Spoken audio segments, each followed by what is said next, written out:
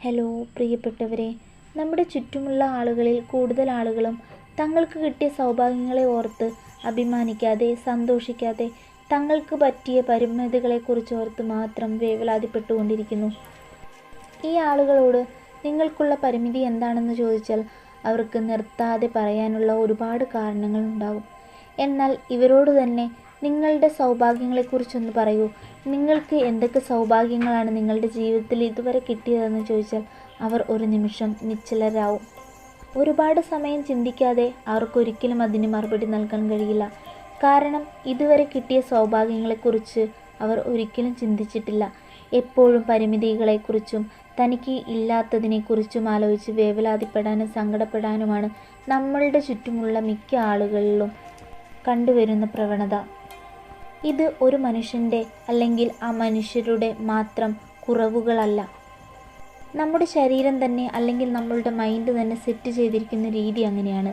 Negative ഊർജ്ജങ്ങളെ വേഗം തന്നെ ആഗിരണം ചെയ്യാനും എന്നാൽ പോസിറ്റീവിനെ അത്ര വേഗം അടുപ്പിക്കാൻ കഴിയാത്ത ഒരു രീതിയിൽ തന്നെയാണ് നമ്മുടെ മൈൻഡ് സെറ്റ് ക്രിയേറ്റ് ചെയ്തു വച്ചിരിക്കുന്നത്. അതുകൊണ്ട് തന്നെ നമ്മളിൽ തന്നെ മാറ്റങ്ങൾ വരുത്തേണ്ടത് അനിവാര്യമാണ്. ലോ ഓഫ് അട്രാക്ഷൻ, ഈ യൂണിവേഴ്സിൻ്റെ മാജിക്കൽ പവർ എല്ലാം പരീക്ഷിക്കുന്നതിന് മുന്നേ അല്ലെങ്കിൽ അതെല്ലാം അപ്ലൈ ചെയ്യുന്നതിന് മുന്നേ തന്നെ നമ്മൾ ഗ്രാറ്റിറ്റ്യൂഡുള്ള ഒരു മനുഷ്യനായി മാറേണ്ടത് അനിവാര്യമായ ഘടകമാണ്. എങ്ങനെ നമുക്കൊരു ഗ്രാറ്റിറ്റ്യൂഡുള്ള മനുഷ്യനായി മാറാം? അതെ, ചെറിയ കാര്യങ്ങൾക്ക് പോലും വളരെ നന്ദിയുള്ളവനായിരിക്കുക.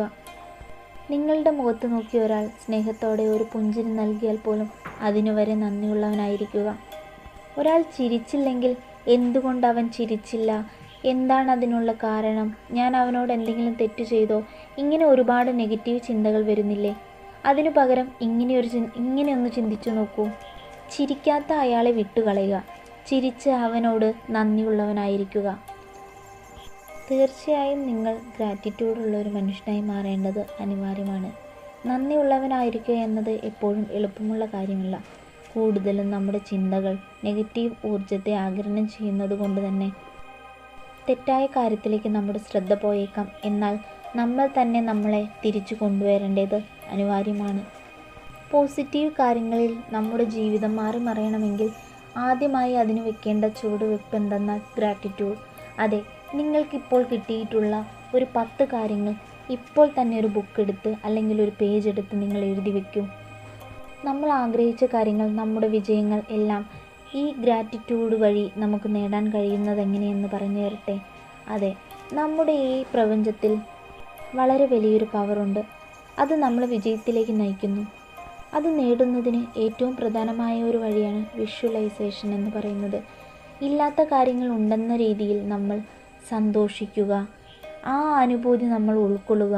ഇതെല്ലാം ചെയ്യണമെങ്കിൽ നമ്മുടെ മനസ്സിനെ നമ്മൾ പാകപ്പെടുത്തേണ്ടതുണ്ട്. അതിനായിട്ടുള്ള ആദ്യ ചുവടുവെപ്പാണ് ഗ്രാറ്റിറ്റ്യൂഡ് എന്ന് പറഞ്ഞില്ലേ? അതെ, ഒരു 10 ഗ്രാറ്റിറ്റ്യൂഡ് ഇപ്പോൾ തന്നെ എഴുതുക.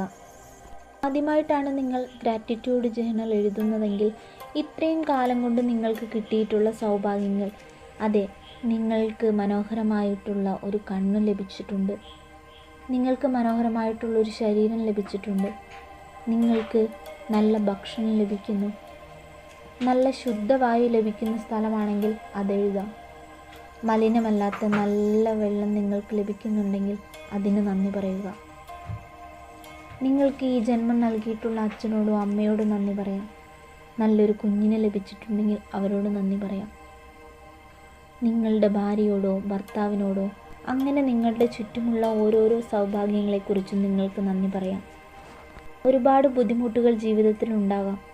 എന്നാൽ അവർ തന്ന ചെറിയ ചെറിയ കാര്യങ്ങൾ നിങ്ങളുടെ മനസ്സിന് ചെറിയൊരു സന്തോഷം, സമാധാനം നൽകിയിട്ടുണ്ടെങ്കിൽ ആ ഒരു ചെറിയ കാര്യത്തിന് പോലും നിങ്ങൾക്ക് നന്ദി പറയാം. വിദ്യാഭ്യാസം, നിങ്ങൾക്ക് കിട്ടിയ ജോലി, നിങ്ങൾ വാങ്ങിയ കാറ്, വീട്, നിങ്ങളുടെ മനോഹരമായ മുടി, നിങ്ങളുടെ മനോഹരമായ പല്ലുകൾ, നിങ്ങളുടെ ചിരി, അതിനോടെല്ലാത്തിനോടും നിങ്ങൾക്ക് ഗ്രാറ്റിറ്റ്യൂഡ് ഉണ്ടാവണം. ഈ പ്രപഞ്ചത്തിൽ നിങ്ങൾക്ക് എന്തൊക്കെ കിട്ടിയിട്ടുണ്ടോ അതിനെല്ലാത്തിനോടും നിങ്ങൾക്ക് ഗ്രാറ്റിറ്റ്യൂഡ്, നന്ദിയുള്ളവനായിരിക്കുക എന്നത് അനിവാര്യമായ ഘടകമാണ്. ഇതുവരെ എഴുതാത്ത ആളുകൾക്ക് ഒരുപാട് ഗ്രാറ്റിറ്റ്യൂഡ് ഉണ്ടാവും എഴുതാൻ. പിന്നീട് നിങ്ങൾ ഓരോ ദിവസവും അതെടുത്ത് നോക്കാം. അങ്ങനെ പോകെ പോകെ നിങ്ങൾക്ക് ദിവസവുമുള്ള ഗ്രാറ്റിറ്റ്യൂഡ്, നന്ദി എഴുതാം. അയാൾ എന്നോട് ചിരിച്ചു, അയാൾ എന്നോട് മനോഹരമായി പെരുമാറി. ഞാൻ എൻ്റെ കണ്ണുകൾ ഭംഗിയായിട്ട് എഴുതി. എനിക്ക് വളരെ സന്തോഷം തോന്നി. ആദ്യത്തെ സ്റ്റെപ്പ് നന്ദിയുള്ളവനായിരിക്കുക, ഗ്രാറ്റിറ്റ്യൂഡ് ജേണൽ എഴുതുക എന്നുള്ളത് പറഞ്ഞല്ലോ. ലോങ് വീഡിയോ ആയി പോകുന്നത് കൊണ്ട് തന്നെ ഇനി നമുക്ക് അടുത്ത കാര്യങ്ങൾ അടുത്ത വീഡിയോയിൽ പറയാം. നിങ്ങൾക്ക് എന്തെങ്കിലും ഉപകാരം ഈ വീഡിയോയിൽ നിന്ന് കിട്ടിയിട്ടുണ്ട്, എന്തെങ്കിലും ചെറിയൊരറിവ് പോലും ഇതിൽ നിന്ന് ലഭിച്ചിട്ടുണ്ട് എന്നുണ്ടെങ്കിൽ എൻ്റെ കൂടെ കൂടണേ. എൻ്റെ കൂടെ സബ്സ്ക്രൈബ് ചെയ്തും ലൈക്ക് ചെയ്തും.